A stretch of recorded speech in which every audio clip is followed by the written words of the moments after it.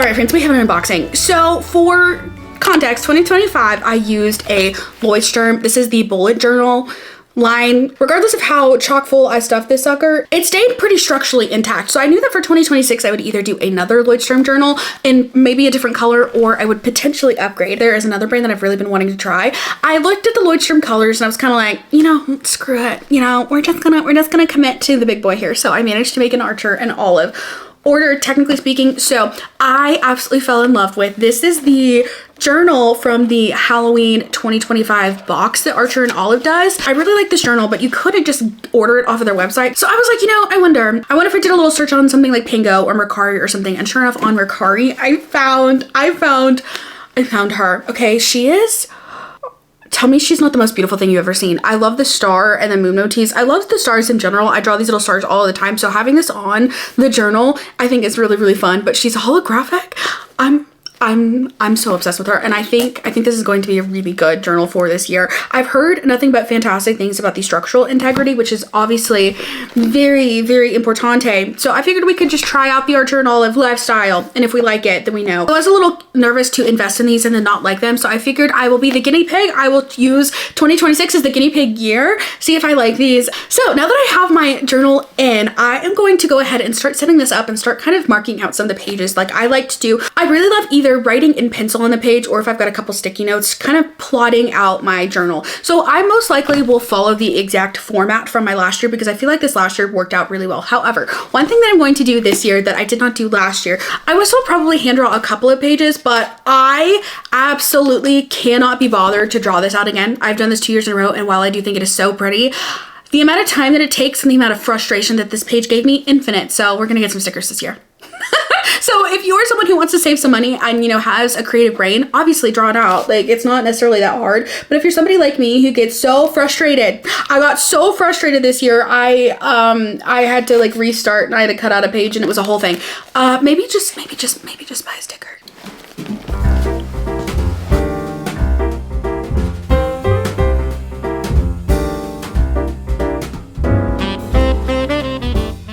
I just went into Office Depot. This year we're going to be trying out something new. I think the idea mostly came from the fact that for the Reader's Gauntlet, I printed out a ton of the graphics, and I'm so jazzed with how these turned out. However, I do want to quickly comment, if you do decide to print these out, they may not come true to color. They look a little bit more like light tan here, but they came off more pink on the printer. I did print a PDF on Canva. For this one, I used the RGB option, and it came out very, very pink, but I just did a test run, and I would fully recommend doing a test print, whether you're doing this at your home printer, whether you're doing it, because I did decide to print these on full sticker sheet labels on OfficeDepot.com, which meant that printing off all of these cost quite a bit of money. So I felt as if it would be prudent to do a test run. However, I came back and re-downloaded them and did the CMYK just because I was curious, and I ended up printing the full sticker label sheet pack that I got here on the CMYK download option. And in case you're curious about the semantics here, if you don't care, hi, welcome. I hope you enjoy me blabbing and ranting. The color differences between these two are pretty negligible. However, I actually do kind of like the pink, so I'm not necessarily that mad at it. However, when I was getting ready to print all of these, my original plan was to make a big fat order from Thumbelina Print on Etsy. I will definitely link their shop in the description box down below. I was so beyond jazzed about some of the designs they'd used. I copied one of the calendar prints for my December bullet journal spread for 2025, and I was so excited about them. However, every time that I went to go make an order, they're so popular, I suppose, that every time I went to make an order, there were multiple things that I needed out of stock, and I didn't necessarily have the option to wait, given that I am doing this as a BOOKMAS video. And I just decided, you know what, I think I wonder, I know that Jashi Corinne, she prints out and makes her own little labels, and I was like, well, I'm already in Canva, what if I just go ahead and do that? So if that is not an option that you wish to pursue, I would fully recommend the Melina Print's product. I can't actually vouch for, but designs I do like. I did a ton of research all across Etsy, across a million different shops, and Thumbelina Print was the one who had the options, like the different pages that were most similar to the pages that I was already doing. So if you're looking for something that's already printed out, already done for you, you know that's actually going to work. You don't have to jack around with printing. I would fully recommend. However, when I was in Canva attempting to print off my readathon graphics, I decided, I was like, I wonder if I could just make some of my own labels here. I took those in my 2025 journal and just kind of made it up. So I, over the next couple days, I'm going to be spending lots of time. The caveat here being that I don't have a Cricut. None of these are going to be pre-cut out for me. So I kind of have to actually do the work here and cut these out. So it's currently Sunday night, the evening before BOOKMAS begins. I'm going to spend some time tonight cutting out all of these bad boys. And then I'm going to probably listen to an audiobook. And then we will get into making my reading journal for 2026.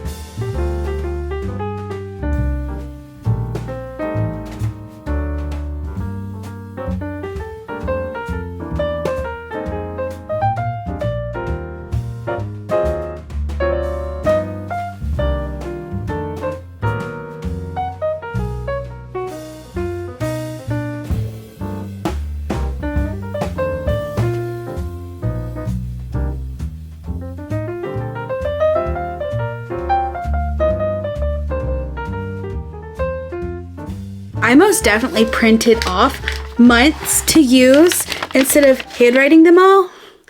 So I guess just I have extra months now. However, I 1000%, even though I penciled it out and like counted and, did the math, I definitely ended up with an extra month in here. So I just threw in a little average column. However, we have one spread like arguably pretty well done. I'm not too sure about this washi tape theme. I think it's not necessarily what I was going for, but like I think it's exactly what I need, and I think my brain is just catching up to that fact. But for these pages that I'm not 100% certain on what I'm doing here, the strategy I'm using here, instead of peeling off the paper backing before I'm fully ready, I'm just using like the tiniest little sliver of double-sided tape to just barely stick that down.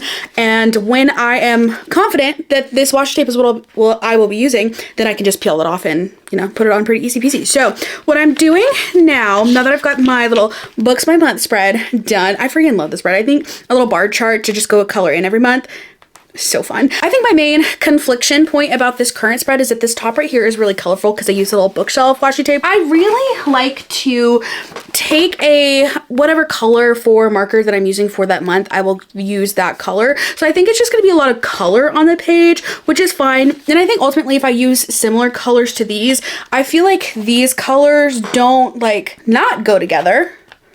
Honestly, yeah, that's actually kind of cute. The sizing on this journal is the teeniest bit different, shorter from the Lloydstrom. So this is just kind of squeezed in here at the bottom, which is fine. So I'm debating on what washi tape I want to use here. And then I carried over that same bookshelf washi tape. And then I have this little cutie greenery one that's going there for now. Though I definitely debating that. I do kind of instead of the tape being up here, instead of the label being up here by the tape, I kind of actually do like it down here. Also, yes, when I was cutting washi tape on the edge earlier, I did definitely cut the T off of the format. So, it's fine. It's literally just paper. Everything's fine. Then I have my genre blanket, which this spread so far is kind of cracking me up because we have the dichotomy of this super grandma leaning floral and then gold dragons.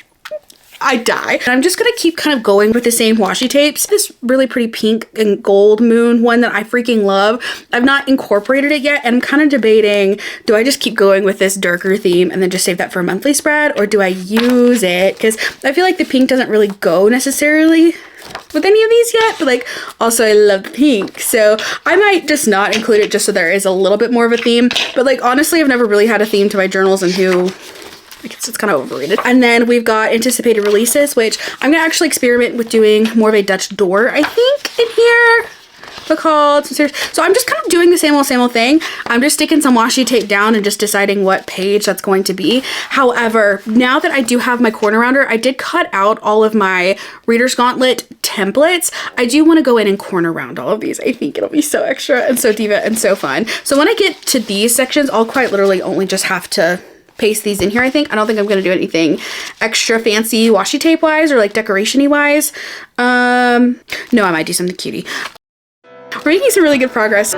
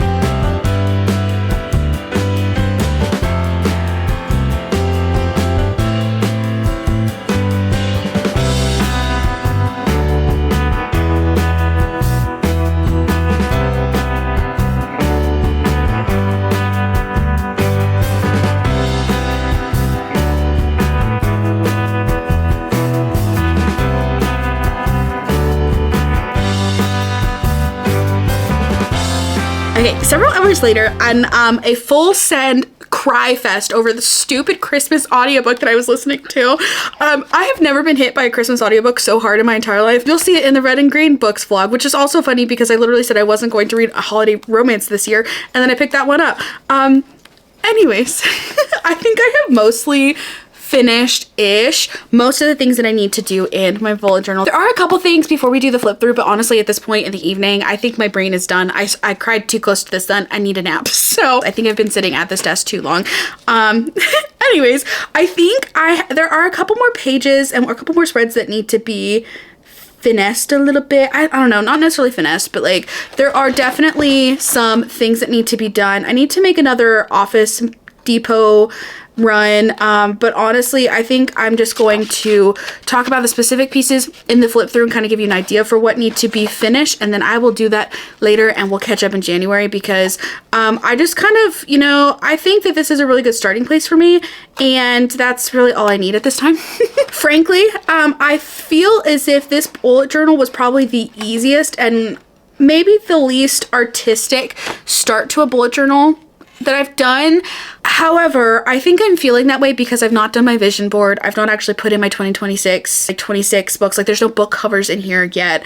There's no personal touches other than just like some title pages and stuff, which putting in the framework, honestly, in a bullet journal is, to me, the hardest part, because everything after that is just fun little decoration-y things, and some of those things specifically I'm going to wait till January to do anyways. So I think part of me is like, wow, this is the most creative journal that I've done, but it's also not even, it's not done. Like there's a couple of things in here. So I'm going in, and the little corner rounder that I have is a little bit too pointy for the journal pages here, so I'm just going in and manually doing it. However, I started off with the intention of putting in a whole bunch of scrapbook pages like I have been doing, and then I whipped out my little washi tape container and I just went to town on the washi tape. So I wouldn't really say that there's much of a theme to this journal. However, there are some repeating washi tapes in here, so it's not like mismatchy in a sense. Like it's not themed by any means, but it's not chaos like my journals tend to be. However, I do think that I have a really good starting point here, and this thing is going to evolve as the year goes by anyways, so it's not gonna, like, it's starting here, it's not gonna be this anyways, so I think we've got a really good framework ready to go. So I'm gonna clean up the massive mess that is the result of cutting little pieces of paper everywhere, and I will check in with you tomorrow for the flip through. Okay, so I just edited my flip through video for my 2025 journal, and looking back at all the pages in here, I keep going back to that bookshelf spread. I love the way, I think less so that I love the way that this turned out, but I love having this, and I love actually having an art piece here. So I printed out these bookshelves for my 26 journal just because I wasn't in the mood to draw them. These printables are great. They're cute. However, not only is that pretty, but functionally, I printed these a little too small, so the book spines, I can't really write a full name in here. So instead of reprinting these, spending even more money, and then having to leave the house, change of plans, we're gonna draw it out. Which is probably what I should have done in the first place. However, everything's fine. But on the bright side, I do have some of these little, like the candelabra in here somewhere I can cut out. And the little dragons, I can cut those out and use them in my spread. But I also, the whole reason, I really love a Gothic window. And the whole reason that I went with this particular bullet journal spread was because I needed a Gothic window somewhere. Cassandra Lynn just posted her bullet journal setup video for 2026, and it has a Gothic window in this spread. So, frankly, I am going to go pull out my 2024 journal and see if I want to copy that design, which is Acadia's reading design anyway. So thank you to the besties for contributing to the overall artistic vision here. I just tried to copy Cassandra's 2026 spread. I might kind of mix and match a couple of things. However, it's fine. I think vlogging this process is going to be very entertaining. I usually do these setup videos as more of a flip through, but this year I just kind of, I don't know, I felt in a vloggy mood. And so I started filming some clips and then I actually posted a community poll and you guys actually said that you wanted this as a vlog. So hi, welcome to the vlog. I'm kind of glad that we're doing this as a vlog because watching the progression of where I started and what I thought this journal was going to be into what the journal is becoming is very entertaining. However, I'm realizing I did not save a page for an index. So I did, however, do my little title page here, and I think I'm going to take a vellum paper. Vellum paper is kind of like just popping out of the woodworks for me. I might cut a little square of this and put it either, honestly, I might just put it here, and then if it extends, it can go onto this page. Thoughts, questions, concerns? This is fun.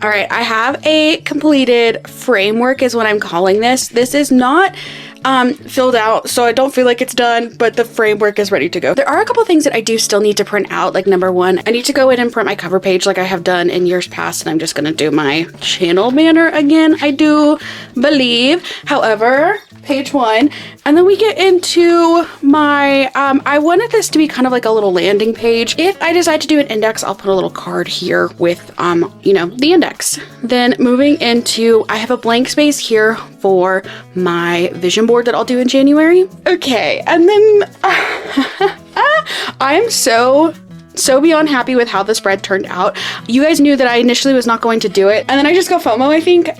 Looking at my past journals, I have loved doing the spread.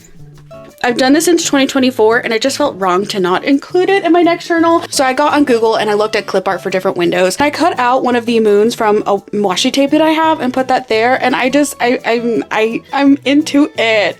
I got this little dragon off of the bookshelf print that I was going to use and didn't. And then I also drew in the little candelabra from that set. Then I put in the little plant Cassandra Lynn style, and I just think that this came out really, really well.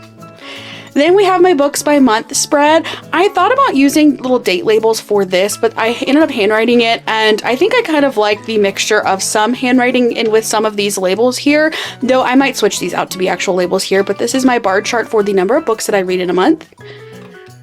And then we have the book of the month. I used to do a battle of the books, and I kind of wish that I still did that in a way, but I like to have a place where I can pick out my favorite book of the month. And then I put it by my books by format. So I've got a little chart here with each month of the year, and then we've got books, owned, borrowed, ebook, audiobook, physical, 5-star, DNF, and hauled. I had initially taken off my page count tracker that I was using in the last year. However, now that I know that Goodreads has a pretty easy way to look at it if you just go into the challenge on the website version, I don't know, I really feel like I kind of want to bring that stat back, so I might actually redo this. However, the benefit, this is just a sticker and I can peel it off pretty easy. So this is it for now. I might add page count, we shall see. Then we have my genre blanket spread. I'm not 1,000% sure which things I want to track in the blanket. I added a fantasy category from what I used last year, though I might still switch some of these up. So what I did, I put these on a piece of regular paper and I just kind of double-sided taped them down. So these may change, however, it is there and I have all the squares ready to go. I do also want to quickly note, for any of these pieces of washi tape that I've used, they are from Hobby Lobby, with the exception of this gold dragon tape. This actually came from a Fourth Wing, like officially licensed washi tape set. If I can find it, I will link it. And I'm really hoping I can find it because Elliot might have stolen the roll, and it's she's been through it. RIP, moment of silence. Thank you so much for joining me. So then we have my 26 in 2026 spread. I went ahead and separated these out by my self-destruct, the 8 books on my self-destruct list, the 8 on my 5-star predictions list, and then the 10 on the just because I want a list. I had debated putting a little sticker with a checkbox here to actually note if I had checked it off the list, if I had actually read the book or not. However, I printed off these little star stickers and I think I'm going to fill in the star rating as I read these instead of checking them off. Then we have my book club spread. There are a lot of book clubs that I participate in, but there are 2 really that I participate regularly in. Number 1, the Who Did This To You book club. This is a book club that I host with Tori from Tori Between Pages. The link is always in my description, but we have so much fun in this one. But this last year we stopped doing monthly picks. We started doing 1 pick for 2 months. I think the slightly slower pace gives everyone more time, but then also if you are doing other book clubs, this is a really easy one to add because there's not one every single month. Then I also have my insert book club name here, which is my local book club. We didn't really have a name, and so we made our Snapchat group insert name here, and then it just kind of stuck. Then we have my anticipated releases spread. I was debating if I wanted to do full pages for these here, and then I just decided to cut the header off of this row so I didn't have to redecorate the header twice. But we have a horizontal slot for each month, and I have 6 months on 1 page. I had initially toyed around with the idea of making these vertical spreads, but I think just because book titles are longer, I'm gonna stick to this spread. Then I did kind of the same format for my books hauled section, where I did 6 months on 2 pages, and there you go. Then we have my series tracker. This will end up looking similarly to this, in which I will do a header for each of the series names and then a checkbox for each of the books in the series. I did leave 3 sets of pages for this, and I did the same kind of I cut the header off page situation here. Then we get into the arc tracker page. I'm not quite sure the breakdown of this page. Unless I come up with something else, I'm going to keep it really similar to how I did it last year, and hopefully with it being actually in the front of the journal, I'll actually remember that it's here. I might also decide to restructure that a bit, but you know, TBD. I don't necessarily have the strongest intention to read a whole bunch of arcs, but like, we have a tracker in here for if I invariably sign up for 87 all in one go, like I tend to do.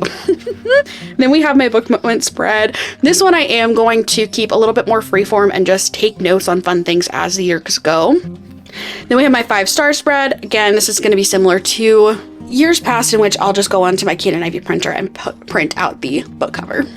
I don't know what it is about this anticipated releases page, but it just really wants to jump out. It wants to have its moment, and you know what? Respect.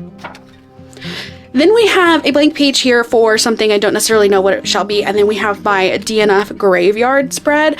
I had initially planned on printing out these little gravestones and just kind of pasting them on as the year went on, and then I got lazy and decided to not actually cut any of this out, and so this is its own page here, and then I colored these in with different Tombow markers. This is a spread that I've seen a lot of people do, and it just looks really fun, and I think having a way to actually commemorate my DNFs will be encouraging me to do it more often instead of wasting time reading the books that I don't really want to read. So this right here will be a next page. It might end up being a page 2 of DNF Graveyard. It could be just a space or something else. Unclear. Then I need to print out the header, but this will be, I think, my crochet project spread. I'm debating if I want to do this here or at the end. I might switch it out with something that we'll talk about here in a little bit. Then we have my Reader's Gauntlet pages. I went to Office Max and printed these out on Avery label paper, and each of these are 5x7 size. So these are just stickers. I rounded the corners with my little corner rounder, and I think this came out really cute, but I basically just printed out all of the graphics, put them in order of the bingo board. These are all sized so that way they will fit a book cover. And then pages like the alphabet challenge, if I include 16 on a collage situation on my Canon Ivy, that will be this size. Basically, it's just one of those book covers, but cut into fourths. Then we have my library challenge, a scavenger hunt. I did not actually glue this particular page down. I think I might do more of a scavenger hunt jar instead of these prompts. These prompts I did pull from going through my scavenger hunt jar, so I don't know. I think it might be a more fun video idea to actually pick these out. So I might just cut this off and put in my own prompts. I might reprint it with the prompts that I used. We shall find out. Then we have the trope tracker spreads. I have a bit for the trope that I'm tracking, and then a spot to paste in the book cover that I read for that particular trope. New releases, pretty cover, binge read, intimidation triangle, shelf trophy, 30-day challenge. Then I have spinner wheel, physical TBR, and then how I'm doing my booktuber challenge. This will be a project that we'll talk about in the beginning of the new year, but I'm bringing back Read Like, and ideally I want to have a booktuber pick a book for me, and that could be, I don't know, it could be one of their 5 stars, and it could be just something that they would think it'd be funny if I read. That I want to read one of their 5 stars, and then I want to read a book that they inspired me to read.